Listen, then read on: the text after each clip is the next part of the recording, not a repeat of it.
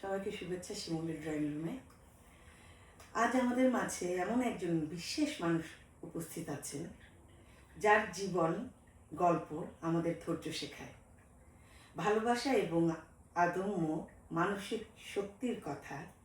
তিনি শুধু north Carolina থেকে আজ শিমুলের ড্রয়িং রুমে উপস্থিত হয়েছেন।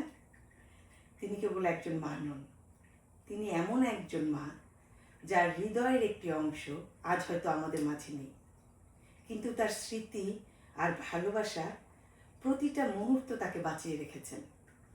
নিজের একমাত্র ছেলেকে হারানোর সেই গভীর বেদনা বুকে চেপে তিনি যেভাবে আজ এসে দাঁড়িয়েছেন তা আমাদের সবার জন্য এক বিশাল অনুপ্রেরণা। আজ আমাদের মাঝে উপস্থিত আছেন লাইলা নূর আলপনা। আসসালামু আলাইকুম। আসসালাম, কেমন আছেন আপা? আছি, আলহামদুলিল্লাহ ভালো। নর্থ ক্যারোলিনায় কতদিন আপা আপনি? আমি অলমোস্ট 5 বছর। 5 বছর হয়েছে, অনেক দিন। হ্যাঁ, মোটামুটি অনেক দিন। হ্যাঁ। এখন একটা দিন যেতেও সময় লাগে না। এক্স্যাক্টলি। মানে কেমন এখানে আপনার ভালো লাগে? আমি যতটুকু দেখলাম খুব ঠান্ডা একটা শহর মনে হলো আমার কাছে। আসলে কি ঠান্ডা? খুব ঠান্ডা মিন্স ছিমছাম একটা, অনেক সবুজ। হ্যাঁ, এটা একটা খুব ভালো পজিটিভ দিক। এখানে অনেক গ্রিনিশ, অনেক ফল টাইপটা, এবং মোটামুটি 4টা সিজনই এখানে দেখা যায়। সিজন ওয়াইজ, বিউটি ওয়াইজ খুবই সুন্দর। আর সবচেয়ে বড় কথা, আমার প্রিয় মানুষটার সাথে আছি, এটাই হচ্ছে সবচেয়ে বড়। আমাদের আনিস ভাই। হ্যাঁ, খুব ভালো মানুষ, হাসি খুশি মানুষ, খুবই ভালো। আপনারা দুইজনই অনেক ভালো, অনেক ভালো লাগছে আমরা এখানে আছি আজকে 2 দিন। থ্যাংক ইউ আপা। আজকে মা দিবস নিয়ে আপনার সাথে কথা বলবো। আমি জানি টাফ, অনেকটা আছে, অনেকটা। আগে আমি যেটা বলবো সেটা হলো, আপনার শৈশবের কোন স্মৃতিটা মনে পড়লে আজও আপনার মায়ের কথা সবচেয়ে বেশি মনে পড়ে? আমার শৈশবের একটা বড় অংশ, আমার সবচেয়ে সুন্দর অংশ কেটেছে চিটংয়ে। আচ্ছা। চিটংয়ে আমি প্রায় 12 বছর ছিলাম আব্বার গভর্নমেন্ট চাকরি সূত্রে। আমাদের খুব সুন্দর একটা ইনস্টিটিউট অর্গানাইজেশনের মধ্যে আমরা সুন্দর সবাই মিলে খুবই যেটা বলে না, সৌহার্দ্যপূর্ণ একটা খুবই পরিবেশ। আমরা হিন্দু, মুসলিম, খ্রিস্টান সবাই এত সুন্দর করেছিলাম। আমি আসলেই মানে ওই জিনিসগুলো এখনো খুব স্মৃতিচারণ করি, ভালো লাগে। বাট আমার মা গোছালো, খুবই সংসারী এবং খুব শৌখিন একজন মা। যদিও রাগী ছিল, ছোটকালে আমি অনেক অনেক মার খেয়েছি। আমার মনে হয় 96% মার আমি খেয়েছি ভাত না খেতে চাওয়ার জন্য। আমি ভাত খাওয়াটা একদম পছন্দ করতাম না। হ্যাঁ, কারণ আমি অনেক স্ন্যাক্স খেতাম। চানাচুরের প্যাকেট এখনো খুললে পুরোটা শেষ না পর্যন্ত থাকতে পারি না। সো এগুলি খেয়ে আমার সবসময় পেট ভরা থাকতো। এবং ভাত জিনিসটার যেদিন মাছ সেদিন তো চিন্তাই করা যায় না, মানে আমার চোখ মুখের অবস্থায় নাকি খারাপ থাকতো। সো এই বিষয়ে আমি মনে হয় সবচেয়ে বেশি মার খেয়েছি আমার কাছে। মা খুবই গোছালো, শৌখিন মানুষ, এবং আমার মনে হয় আমার কিছু শৌখিনতা এবং গোছালো স্বভাব আমার মায়ের কাছ থেকে আসা। আপনার বাসা থেকে বোঝা যায় সেটা। আপনার মা আপনাকে শিখিয়েছেন এমন সবচেয়ে বড় লাইফ লেসন কি ছিল আপনার জীবনে? মেয়ে তো মায়েরই আমার মনে হয় একটা প্রতিফলন বা আয়না, প্রতিচ্ছবি। হ্যাঁ, সো সবকিছুই তো সবকিছুই বলতে গেলে মায়ের কাছ থেকে আসা। মায়ের কাছ থেকে শিখেছি সংসারটা কিভাবে ধরে রাখতে হয়, মায়ের কাছ থেকে শিখেছি কিভাবে স্যাক্রিফাইস করতে হয় সংসারে, যখন দুজনের মধ্যে কিছুটা আন্ডারস্ট্যান্ডিংয়ের সমস্যা হয় কিভাবে সেটাকে ট্যাকেল করতে হয়। এই তো একমাত্র মাই এটা বলতে পারে। আমার মনে হয় সব। আর একটা মেয়ের সংসারের যে প্রতিচ্ছবি বললেন, এটা তার মায়ের সংসার থেকেই আসে। অফকোর্স আপা, অবশ্যই।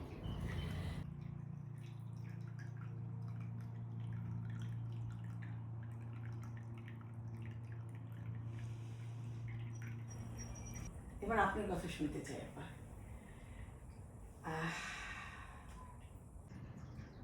আপনার কথা শুনতে চাই, আপনার বাচ্চার কথা শুনতে চাই। হ্যাঁ,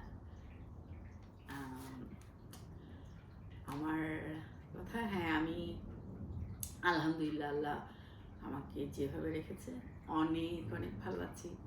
আমি একটা জিনিস মনে প্রাণে বিশ্বাস করি, সেটা হচ্ছে যা আছে তার জন্য আলহামদুলিল্লাহ, যেটা নাই সেটার জন্য আলহামদুলিল্লাহ। বিকজ আমার স্রষ্টা জানেন যে সৃষ্টি করেছেন আমাদের সবাইকে,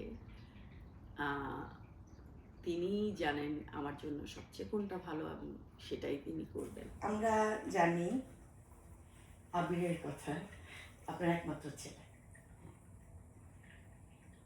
ও এখন এই পৃথিবীতে নেই, আমার সাথে আছে, জাস্ট অবশ্যই। দেহটা। মানে কিভাবে কি হলো আপা? আমি জানি, সরি, এটা খুব এমন একটা জায়গা, কিন্তু আমি চাচ্ছিলাম আজকে মা দিবস যেহেতু, আমি সেহেতু আপনার কাছ থেকে আপনার বাচ্চার কথা জানতে চাই। অত ইয়ে না করি, শর্টই রাখি। আমিরের একটা জেনেটিক্যাল ডিসঅর্ডার ছিল, ব্লাড ডিসঅর্ডার, এটাকে থ্যালাসেমিয়া বলে। থ্যালাসেমিয়া মেজর ছিল। সো ও যখন 6.5 মাস বয়স তখন এটা ডায়াগনোসড হয়। এনিওয়ে, সো এটা নিয়েই ও ছিল। তো আমি তখন বাংলাদেশে এবং বাংলাদেশের চিকিৎসা ব্যবস্থায় আমি আসলে স্যাটিসফাইড হচ্ছিলাম না। সো সেই কারণে আমি আমার ভাই যেহেতু এখানে থাকেন, আগেই আমার পেপারস করা ছিল, সো সেই কারণে আমি ওকে নিয়ে মাইগ্রেট করি এখানে। এবং এটা আমাদের মা ছেলের সুন্দর জীবন যুদ্ধই ছিল, জীবন তো যুদ্ধেরই। বাট আলহামদুলিল্লাহ, আবারও বললাম, আল্লাহ প্রতিটা ক্ষেত্রে সহায়তা করেছেন। সো ভালোই চলছিল, ও খুব ভালো চিকিৎসা ব্যবস্থার মধ্যে ছিল। এবং আলহামদুলিল্লাহ আমার ছেলেটা খুব ধৈর্যশীল একটা ছেলে ছিল, ভালো রেজাল্ট করছিল সব কিছুই। এবং ওর চিকিৎসা one of the best hospital এখানে শিকাগোতে, চিলড্রেন মেমোরিয়াল ফরমার, আর এখন এটাকে লুরি চিলড্রেন বলে, সেখানেই ওর চিকিৎসা চলছিল। খুব সব কিছু সুন্দর চলছিল, স্কুল যাচ্ছিল, সব কিছু ট্র্যাকে ছিল। বাট এটা এমন একটা ধরনের ডিসঅর্ডার, আসলে ও যখন 18 বছর 3 মাস 10 দিন, ওর হাই স্কুল গ্র্যাজুয়েশনের জাস্ট 3 মাস আগে, ও তখন অনলাইনে, তখন কোভিড চলছিল, কোভিডের শেষের দিকে, he was doing very good with everything, with his results, with his all kind of activities, but all of a sudden এটা একটা massive heart attack হয়। ও হ্যাঁ, আসলে আমি তখন জবে, ডেফিনেটলি আমি আমার কাজে ছিলাম, বাট যাওয়ার আগে প্রতিদিন সকালের মতো, ওদিন আবার ওর উইন্টার ভ্যাকেশনের পরে ফার্স্ট অনলাইন ক্লাস, তখন অনলাইনে ক্লাস হতো কোভিডের সময়। হ্যাঁ, আর ও যেহেতু সিনিয়রে ছিল, সো ক্লাসের প্রেশার তেমন একটা ছিল না, জাস্ট লাস্টের দিকে যা থাকে। বাট অনলাইনে ক্লাস হচ্ছিল, আমার মনে হয় যতদূর হিসেব মতে সম্ভবত 9টা পর্যন্ত, সকাল 9টা পর্যন্ত ক্লাস করতে পেরেছিল। এরপর একটা ম্যাসিভ হার্ট অ্যাটাক হয়।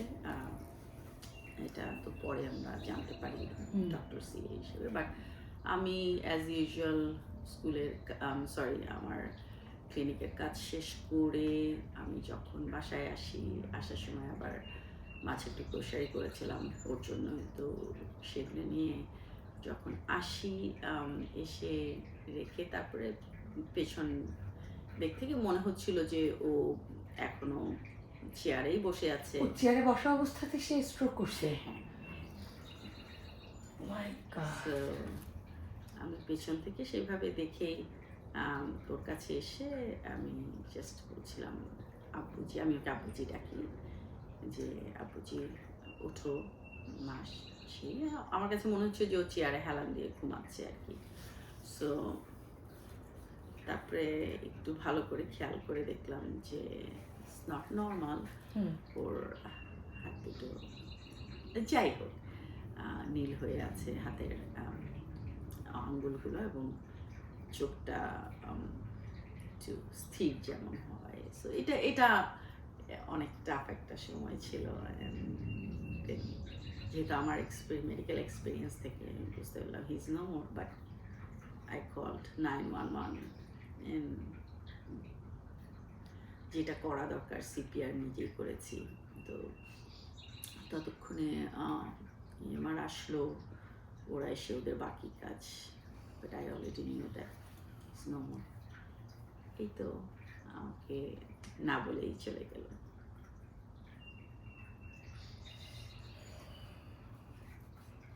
আজ যদি আবির আপনার সাথে থাকতো, তবে তাকে জড়িয়ে ধরে প্রথম কি বলতেন আপা?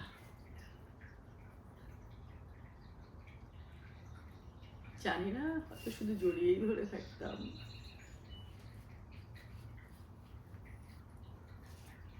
ভালোবাসি এটা তো আর বলার অপেক্ষা রাখে না।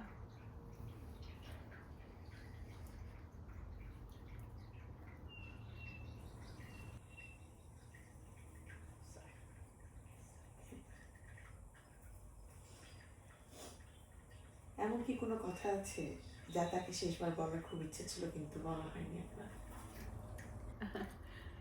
আসলে কি বলবো, ও নিজেই জানতো ওই আমার জীবনের সব। আমার মনে হয় না আমার প্রচন্ড বুদ্ধিমান ধৈর্যশীল ছেলেকে বুঝিয়ে দেওয়ার, আলাদা করে আর বুঝিয়ে দেওয়ার কিছু ছিল। সে জানতো তার মায়ের জীবনের কাজ ওই নির্দিষ্ট সময়টুকুর কাজ, আর সে ছাড়া অন্য কোনো কিছু ছিল না। সো হ্যাঁ বাবা, ভালোবাসি। আসলে এটা অনেক ক্ষুদ্র শব্দ, এটা আমার কাছে মনে হয়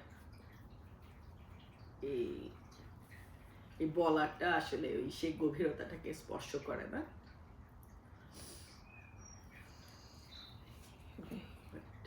বলি যেখানেই আছো, আল্লাহ তার নির্দিষ্ট সময় সবার জন্য দিয়ে রেখেছে। যেহেতু সৃষ্টি নিয়েও যাবেন উনি, ওনার নির্দিষ্ট সময় সবার জন্য ধারণ করা আছে। সবচেয়ে সুন্দর জায়গায় যেন রাখে, যেখান থেকে আমাকে এনে দিয়েছে সেই বাগানেই যেন ওকে রাখে। এই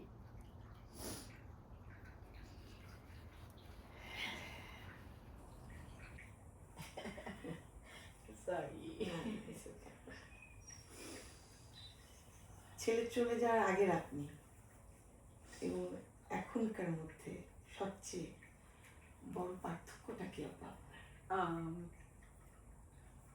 সবচেয়ে বড় পার্থক্য হচ্ছে হচ্ছে আল্লাহর উপর আমার বিশ্বাসটা আরো দৃঢ় হওয়া, আরো বেশি ফিল করা আমরা কত ক্ষুদ্র, আমরা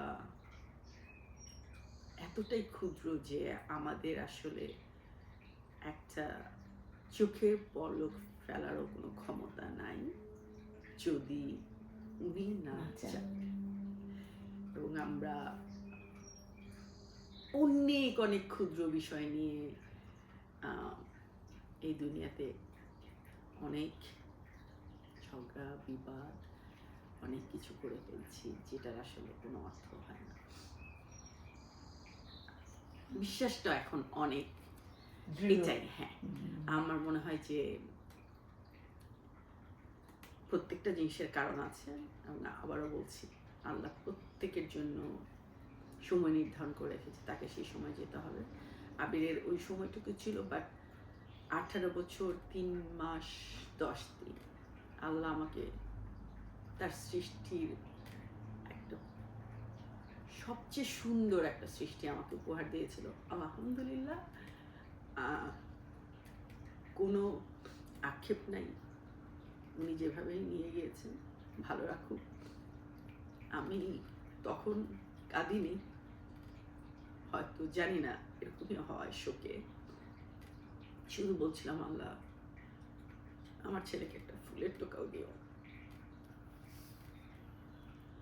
আমার ছেলেটা এতই ভালো ছিল, এতই ধৈর্যশীল ছিল, কোনোদিন একটা উফ শব্দ করেনি।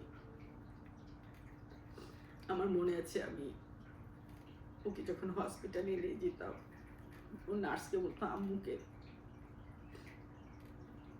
বের হয়ে যেতে বলো, আম্মু ভয় পায় শুধু শুধু, মাই মম ইজ ক্রেজি। সো সেই কথাগুলি এখন মনে পড়ে।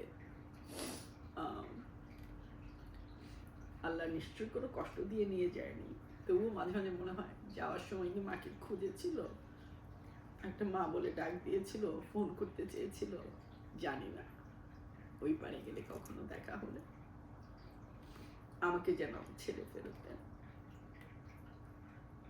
সারা জীবনের মতো। আর এত সুন্দর একটা ছেলে উপহারদের জন্য আল্লাহর কাছে আমি প্রতি ওয়াক্তে আলহামদুলিল্লাহ বলি, শুকরিয়া আদায় করি। আল্লাহ যেন আমাকে ধৈর্য দেন, যে উদ্দেশ্যে আমাকে এখনো রেখে দিয়েছে, আমি যাতে কিছু ভালো কাজ করে যেতে পারি, আমি যাতে আমার ছেলের কাছে যাওয়ার মতো যোগ্য হয়ে উঠতে পারি।